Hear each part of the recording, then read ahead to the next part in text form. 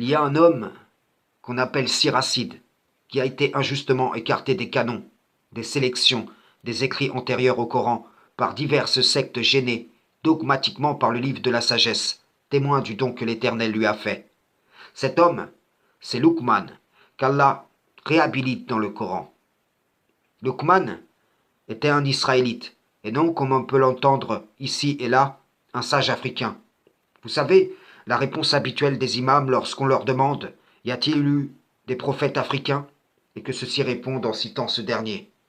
Comme je l'ai développé dans une vidéo antérieure, Joseph, Moïse, Aaron, les Israélites ont été du nombre de ceux qui ont averti les Africains au pays de Cham, comme par exemple Jonas l'a fait à Ninive ou encore Daniel à Babylone, pour ne citer que ces deux-là. Attention, je ne dis nullement ici que les fils de Cham n'ont pas reçu d'avertisseurs chamites. Je réfute simplement un mensonge qui est devenu pour énormément de gens une prétendue vérité. Attention, car un mensonge projeté du passé à travers une tradition peut servir d'appui aux afrocentristes d'aujourd'hui pour élaborer toutes sortes de théories comme celle des faux israélites bantous. Satan le banni a un délai jusqu'au jour de la résurrection.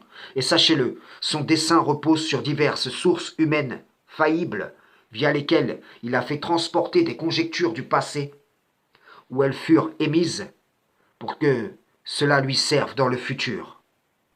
Et cela est lié avec toutes ces prophéties dont la réalisation passée est niée pour leur offrir aux yeux des incrédules une prétendue réalisation à venir. Ceci est le boulot des idéologies. Est une partie du boulot que feront à travers les générations les idéologies jusqu'à nos jours. Aujourd'hui, si Allah le permet, j'aimerais simplement exhorter vos cœurs via une des paroles de sagesse contenues dans le livre de Siracide, chapitre 7, verset 36. En tout ce que tu fais, pense à ta fin, et tu ne commettras jamais de faute. Cela, chaque personne qui se réclame d'une part de l'écriture ou l'autre le reconnaît. Mais si cette information reste dans la poitrine de celui ou celle qui est devenu tel un ordinateur sans cœur de chair, quel impact aura-t-elle sur votre vie? Puisque ce n'est qu'en fin de compte qu'une information de plus ajoutée à votre disque dur, puisque vous n'y croyez pas véritablement avec votre cœur, de sorte que tout soit redéfini en votre comportement à l'aune de cette réalité que tout aboutit en vérité vers notre Seigneur.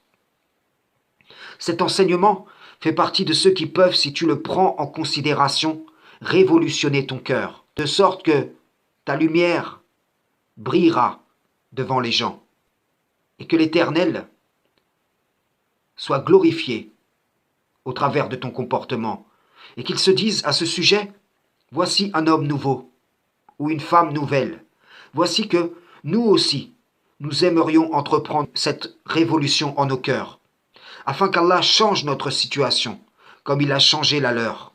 Tu mettras devant ce que tu avais mis derrière, et à l'arrière, ce qui doit être secondaire. Je vous exhorte seulement à une chose, que pour Allah, vous vous leviez par deux ou isolément, et qu'ensuite vous réfléchissiez. Allah n'a pas créé tout cela en vain. Ne passez pas à côté de l'opportunité qu'il vous offre.